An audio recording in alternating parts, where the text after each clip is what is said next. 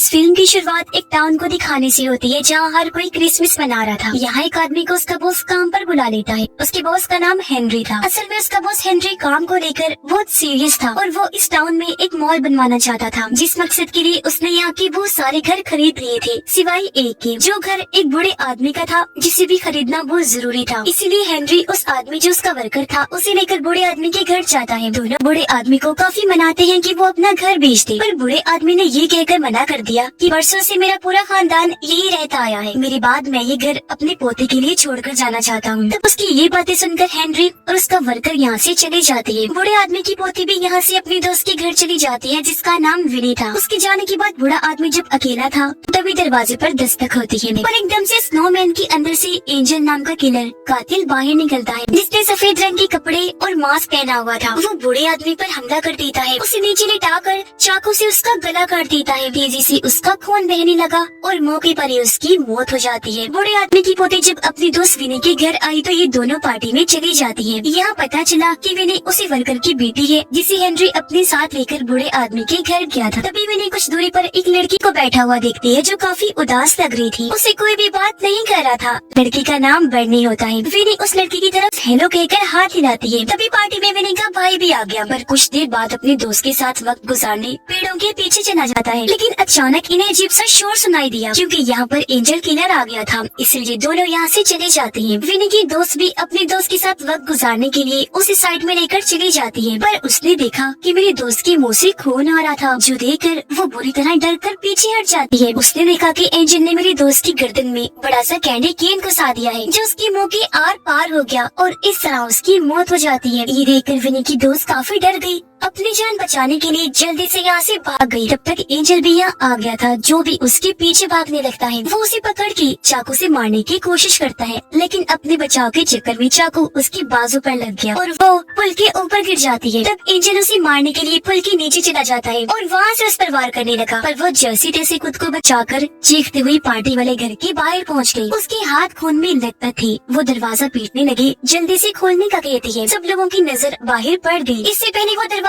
खोलती एंजल आकर उसके पेट में चाकू घुसा देता है। ऐसा करने के बाद भी वो नहीं रुका, बार बार चाकू से उस पर वार करता रहता है। ये देखकर सारे लोग काफी डर जाते हैं, पर विनी हिम्मत करके अपनी दोस्त को बचाने के लिए फौरन दरवाजा खोलकर बाहर आ गई। लेकिन तब तक काफी देर हो गई थी। उसके दोस्त ने दम तोड़ दिया था और अब अचानक ही एंजल आकर विनी को पकड़ लेता है। उसे भी चाकू से मारने की कोशिश करने लगा, लेकिन अपना बचाव करते हुए विनी का कैमरा टूट जाता है। वो एंजल के मुंह पर मुक्का मारकर जंगल की तरफ भाग जाती है। जंगल में आकर वो एक पेड़ के पीछे छुप गई। एंजल भी उसका पीछा करते करते यहाँ आ गया था। जल्दी विनी को ढूंढ लेता है। इससे पहले चाकू से उस पर वार करता यहाँ विनी का भाई आकर एंजल को धक्का देकर साइड में गिरा देता है और अब वो एंजल से लड़ने लगता है। एंजल विनी के भाई को जोर से टांग मारकर साइड में गिरा देता है, पर जैसे तैसे उसने खुद को संभाला और ये दोनों बहन भाई बचकर यहाँ से भागने लगते हैं। पर एंजल बहुत चालाक था। वो विनी के भाई को पकड़ के फिर से चाकू से उस पर वार करने की कोशिश करने लगता है, लेकिन ठीक वक्त पर विनी ने तार से करंट एंजल को लगा देती है, जिस वो तड़पने लगा वहीं गिर जाता है और इस तरह उसकी मौत हो जाती है। विनी जब एंजल का मास्क हटाकर देखती है तो उसे पता चला कि ये तो मेरे डैड का बॉस है, यानी हेनरी, जिसे सबको काफी बड़ा झटका लगता है। यहाँ से कहानी सीधा 1 साल के बाद की दिखाई गई, जहाँ विनी का भाई अब अपने डैड के बिजनेस में उनका हाथ बटाता है, पर विनी अभी भी उस हादसे से बाहर नहीं आई थी। वो आज भी अपनी दोस्त को याद किया करती है। तभी उसके पास मैसेज आया कि जिस यूनिवर्सिटी में उसने दाखिले के लिए फॉर्म भरा था वो रिजेक्ट हो गया है, जिससे विनी की उदासी और बढ़ जाती है। एक दिन जब वो सड़क पर जा रही थी तो उसे हेनरी का भाई मिलता है। वो विनी को पकड़ के उस पर काफी गुस्सा करता है, फिर धमकाने लगा कि तुमने मेरे भाई को मारा था ना, अब देखना मैं उसकी मौत का बदला तुमसे लेकर रहूंगा। कुछ देर के बाद विनी के पास उसके दोस्त का मैसेज आया जो उसे क्रिसमस पार्टी में आने का कहता है, इसलिए वो भी फौरन निकल जाती है। जहाँ उसका दोस्त तो उल्टे सीधे बहाने बनाने लगता है, पर उसकी दोस्त कह देती है कि हम दोनों का ताल्लुक है और ये पिछले 1 साल से चल रहा है, मगर अब मुझे इस बात की खुशी है कि अब सबको पता चल चुका है। ये सुनकर विनी को बहुत बुरा लगा और वो पार्टी छोड़कर चली जाती है। मूड ठीक करने के लिए एक पुल के ऊपर आकर खड़ी हो गई। तभी अचानक वो आसमान में अजीब तरह की चमकती हुई रोशनी को देखती है। काफी हैरान हुई, दुखी थी तो ये भी सोच रही थी कि काश मैं पैदा ही न होती। उसके इतना सोचते ही अचानक वो रोशनी वहाँ से गायब हो गई पूरे टाउन की लाइट भी चली जाती है। अचानक वो एक आदमी को तड़पता हुआ देखती है क्योंकि उसकी आंख में चाकू घुसा हुआ था। असल में उसे और किसी ने नहीं बल्कि एंजल ने मारा था। ये देखकर विनी काफी घबरा गई। जल्दी से वहाँ से भागकर एक गाड़ी के पास आ जाती है। गाड़ी का कांच तोड़कर उसके रेडियो से पुलिस को कॉल करने की कोशिश करती है, पर तभी यहाँ हेनरी का भाई आ गया जो अब पुलिस बन गया था। लेकिन हैरत, वो यहाँ विनी को नहीं पहचानता कि ये कौन है। विनी को भी कुछ समझ नहीं आती। हेनरी का भाई बताता है कि एंजल लोगों को मारता आ रहा है। ये सुनकर विनी कंफ्यूज हो गई कि कैसे हो सकता है, एंजल जिंदा कैसे है? पिछले साल तो उसे मैंने ही मारा था। ये बात वो हेनरी के भाई को बताने की कोशिश करने लगी, लेकिन तभी यहाँ हेनरी आ जाता है, यानी जो एंजल था। उसे जिंदा देखकर विनी काफी हैरान रह जाती है और वो भी उसे इस तरह दिलासा देता है जैसे वो उसका कितना बड़ा हमदर्द है। ये सब देखकर विनी जैसे तैसे खुद को संभालती है, लेकिन कुछ देर के बाद भागकर अपने घर आ गई। पर अजीब बात तो ये थी कि वहाँ पहुँचने पर भी उसे कोई नहीं पहचानता। तो अब ये सब देखकर विनी को एहसास हो गया जैसे मैं इस दुनिया में पैदा ही नहीं हुई, क्योंकि उस रोशनी को देखकर जो उसने सोचा था कि काश मैं पैदा ही ना होती, वो चीज सच हो गई थी। जिससे ये बात भी क्लियर हो गई कि अगर वो पैदा ही नहीं हुई तो जाहिर है उसने एंजल को भी नहीं मारा था। वो गहरी सोच में इधर उधर भागने लगती है। उसने नोटिस किया कि पूरे शहर में कर्फ्यू लगा हुआ है। जगह जगह हेनरी की तस्वीरें भी लगी हुई थी क्योंकि वो टाउन का मेयर बन गया था। साथ ही हेनरी ने वो शॉपिंग मॉल भी बनवा लिया था जो वो बनाना चाहता था। जिसके बाद विनी एक क्रिसमस पार्टी में जाती है। एक कमरे में गई जहाँ उसे पिछले साल की पार्टी की तस्वीरें लगी हुई दिखती है, जिनमें से विनी की तस्वीर गायब होती है। इससे ये साबित हो रहा था कि वो वाकई इस दुनिया में नहीं आई थी। अब बाहर खड़े दो दोस्त दिखाए गए। मौका देकर एंजल आया और अपनी कुल्हाड़ी लेकर लड़के को मारने की कोशिश करता है। लड़का अपने बचाव में अपने पास पड़ी हर चीज उठाकर एंजल को मारने लगता है, पर उसे कुछ नहीं होता।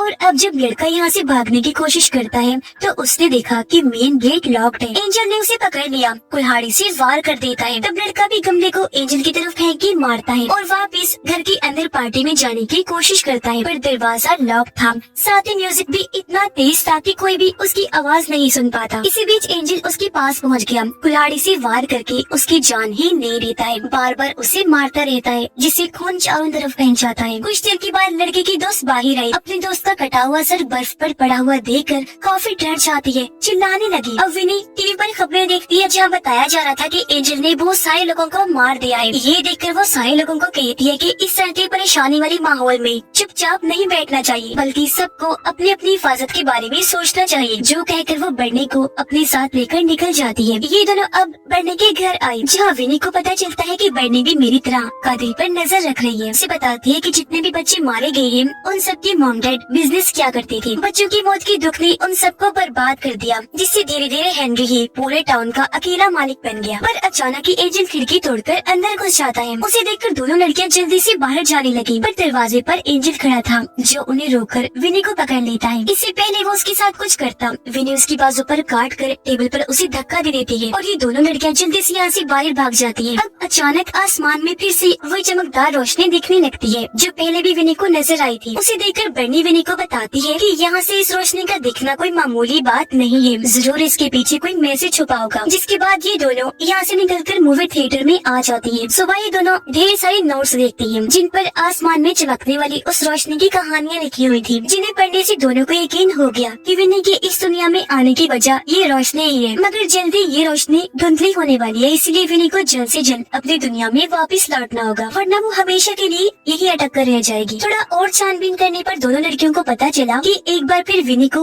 हेनरी को मारना होगा, जो करने के बाद ही वो यहाँ से जा सकती है। पर उसके लिए विनी को किसी ऐसे इंसान की मदद चाहिए थी जो उसके बहुत करीब हो, इसलिए ये दोनों विनी के घर चली गयी। पर उसके डैड विनी को पहचाने से इनकार करके दरवाजे को बंद कर देते हैं। अब बाहर विनी की आंटी आती है, तब उनसे बात करके विनी घर का कोई ऐसा राज बताती है जो सिर्फ उनकी फैमिली को ही पता था, इसलिए वो उसे अंदर ले जाती है। जहाँ आकर उसने देखा कि मेरे डैड मेरे भाई की मौत पर बहुत ज्यादा दुखी है। वो यहाँ अपने डैड को अपने भाई की दोस्त बताती है और उसकी कुछ पुरानी बातें भी अपने डैड को बताने लगी, जिससे उसके डैड के चेहरे पर मुस्कुराहट आ गई। पर जब उसने ये कहा कि उसे हेनरी ने मारा था तो उसके डैड आग बगोला हो गए। गुस्सा करके उसे घर से बाहर निकाल देते हैं क्योंकि हेनरी उनका दोस्त था। पर अब अचानक ही एंजल घर में घुस गया। उसने विनी की माँ का गला दबाकर पहले उसे मारा, जिसके बाद एंजल बर्नी की बाजू पर चाकू मारकर बाजू चीर देता है। वो डर गई, फिर भी जैसे तैसे ऊपर भाग जाती है। यहाँ विनी को एक फोटो फ्रेम फ्रेम मिला जिसे वो एंजल पर हमला कर देती है। सीढ़ियों पर खड़ा होने की वजह से वो लड़खड़ाने लगा, सीढ़ियों से नीचे गिरकर बेहोश हो जाता है। अब यहाँ बर्नी और विनी की आंटी बड़े आराम से उस पर से फलांग कर दूसरी तरफ चली जाती है, पर जब बारी आई विनी की, वो उस तरफ जाने की बजाय एंजल का चाकू उठा लेती है, पर एंजल को मारने से पहले उसका मास्क हटा देती है। उसे पता चला कि एंजल और कोई नहीं बल्कि उसके डैड है, जो देखकर वो काफी दंग रह गई।